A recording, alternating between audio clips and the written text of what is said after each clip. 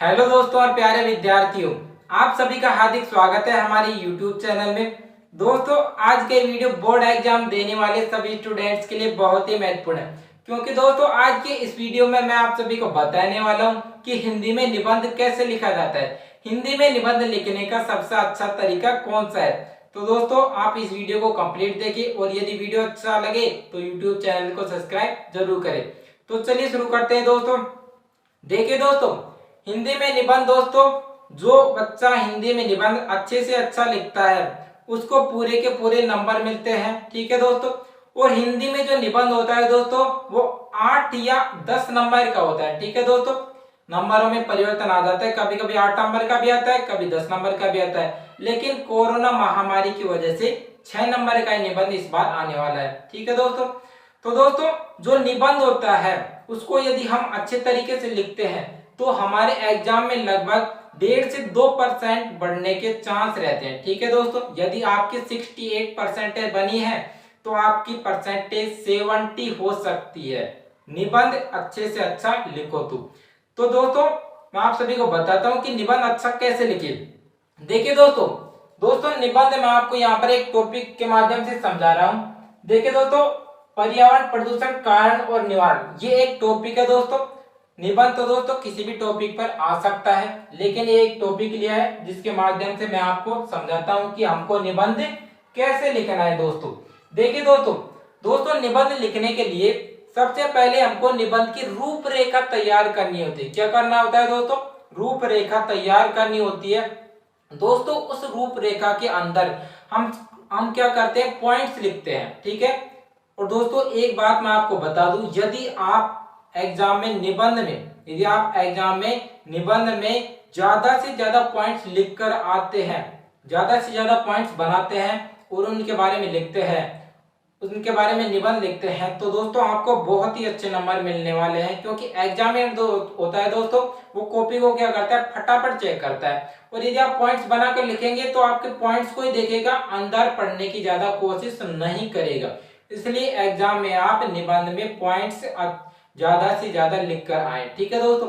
देखिए दोस्तों, रूपरेखा के अंदर हमको पॉइंट्स लिखने होते हैं और सबसे पहले आप रूपरेखा के अंदर प्रस्तावना को लिखिए। क्या लिखो? प्रस्तावना को लिखो। और सबसे लास्ट में उपसंहार के बारे में लिखना है। ठीक है दोस्तों, प्रस्तावना लिखो शुरुआत में और लास्ट में उपसंहार लिखना होता है।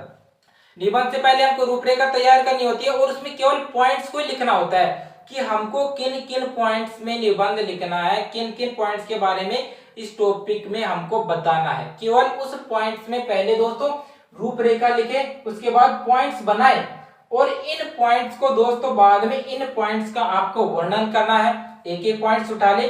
जैसे सबसे पहले ए पॉइंट लिख लिया दोस्तों, तो ए पॉइंट के बारे में लिख दे। ए पॉइंट कौन सा है? प्रस्तावना। ठीक है दोस्तों, तो इस तरह आपको सभी पॉइंट्स में लिखना है। ठीक है। और इस बात का भी आप ध्यान रखें दोस्तों कि प्रस्तावना में हम जो क्या करते हैं दोस्तों, प्रस्तावना में केवल हम टॉपिक का परिचय देते हैं, उस टॉपिक के बारे में लिखते हैं। जैसे स्वच्छ भारत अभियान पे यदि निबंध आता है तो आप क्या लिखोगे? स्वच्छ भारत अभियान पर निबंध। ठीक है। उसमें क्या लिखना है दोस्तों आपको? प्रस्तावना में स्वच्छता। स्वच्छता का तात्पर्य होता है साफ सफाई से रहना, अर्थात हमारे आसपास की गंदगी को हटाना। तो दोस्तों इस तरह आपको प्रस्तावना में केवल परिचय लिखना है। ठीक है। परिचय केवल टॉपिक के परिचय के बारे में लिखना है। उसके बाद दोस्तों आप जितने पॉइंट्स बना सकते हैं, कम से कम दोस्तों 5 या 6 पॉइंट्स तो आप बनाएं। और यदि 7-8 पॉइंट्स बनाते हैं तो बहुत ही अच्छी बात है, आपको अपने हिसाब से पॉइंट्स बनाने हैं। ठीक है दोस्तों, पॉइंट्स रटकर मत जाया करो, पॉइंट्स आप अपने हिसाब से बनाया करो, ताकि आपका एग्जामिनर क्या होता है दोस्तों, जो कॉपी चेक करने वाला होता है दोस्तों, वो आपको नंबर ज्यादा देता है। देखिए दोस्तों, जैसे पर्यावरण प्रदूषण का टॉपिक, तो आप सबसे पहले प्रस्तावना लिख लिया। उसके बाद हमने क्या किया, पर्यावरण प्रदूषण के प्रकार लिख लिए कि कौन कौन से प्रकार का होता है। पर्यावरण प्रदूषण बढ़ने के कारण कौन कौन से हैं, उन कारणों के बारे में लिख देते हैं। और दोस्तों कारणों में भी आप क्या लिख सकते हो, इनमें भी दोस्तों जो एक एक पॉइंट बनाकर लिखते हो, जैसे फर्स्ट कारण हो गया, सेकंड कौन सा है, थर्ड कौन सा है। ठीक है। इसके बाद डी पॉइंट्स लिखा हमने, पर्यावरण प्रदूषण से होने वाली हानियां, पर्यावरण प्रदूषण रोकने के उपाय और उपसंहार। ठीक है दोस्तों।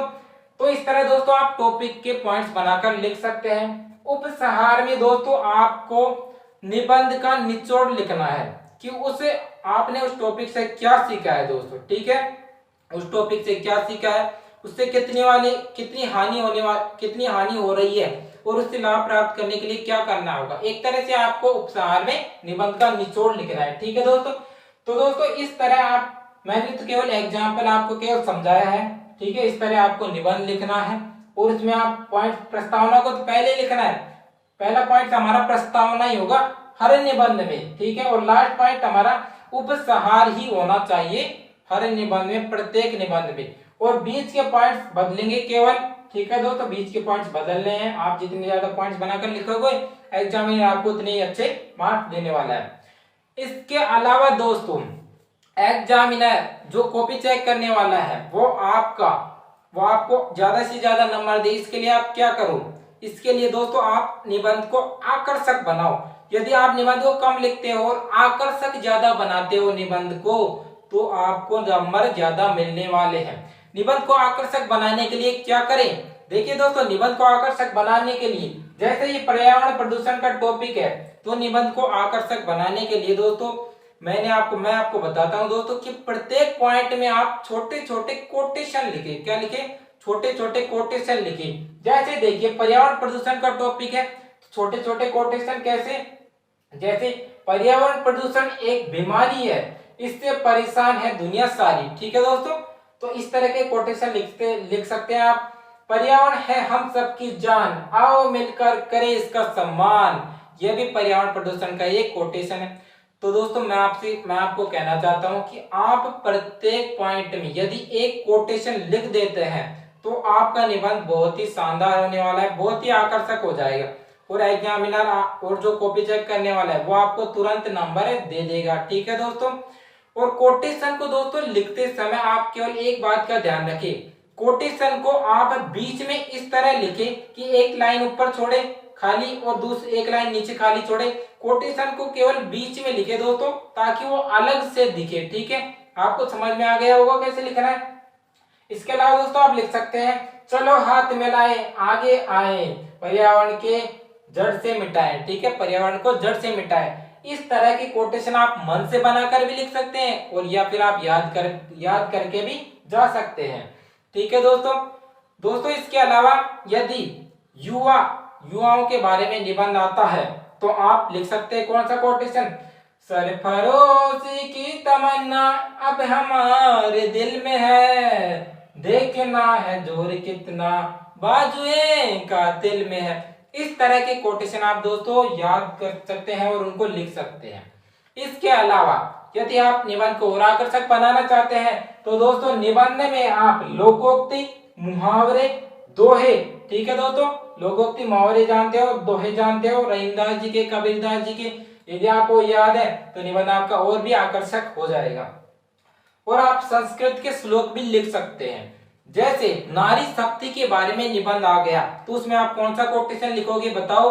उसमें आप कोटेशन लिख सकते हो यत्र नार्यस्तु पूजन्ते रमन्ते तत्र देवता, ठीक है दोस्तों, जहां नारियों की पूजा होती है वहां देवता निवास करते हैं। तो इस तरह के कोटेशन आप बनाकर लिखते हो तो दोस्तों आपका निबंध बहुत ही आकर्षक होने वाला है। और दोस्तों मैं आपको इस बात की गारंटी देता हूं कि आपको पूरे नंबर जरूर मिलेंगे, ठीक है। जो मैंने बातें बताई है केवल उनका ध्यान रखना है आपको। और दोस्तों एग्जाम में कौन कौन से निबंध आने वाले हैं, बच्चे इस बात को ज्यादा पूछते हैं। तो एग्जाम में आने वाले संभावित निबंध कौन से हैं जो एग्जाम में आ सकते हैं दोस्तों ये जो निबंध है ये हर एग्जाम में हर बार इन टॉपिक से रिलेटेड, ठीक है, या यही निबंध आपको पूछे जा सकते हैं। देखिए दोस्तों एक तो ये रहा टॉपिक पर्यावरण प्रदूषण कारण और निवारण।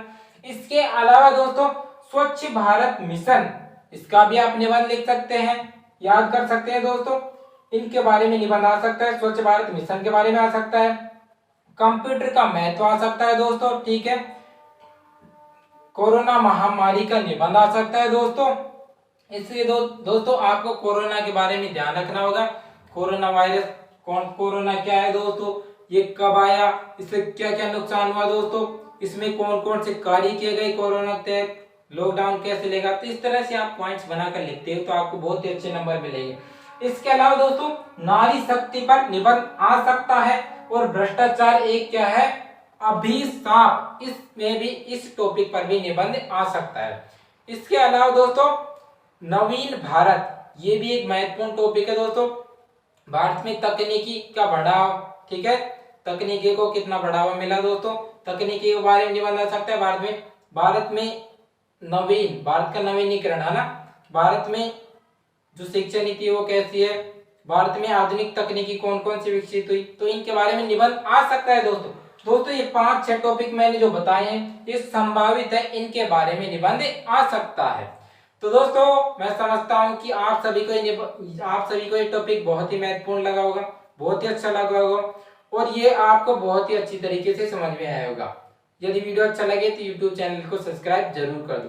थैंक यू दोस्तों, आप मिलते हैं अगले वीडियोज में और मैंने बताई जो बातें आपको ध्यान में रखनी है। ठीक है दोस्तों, थैंक यू।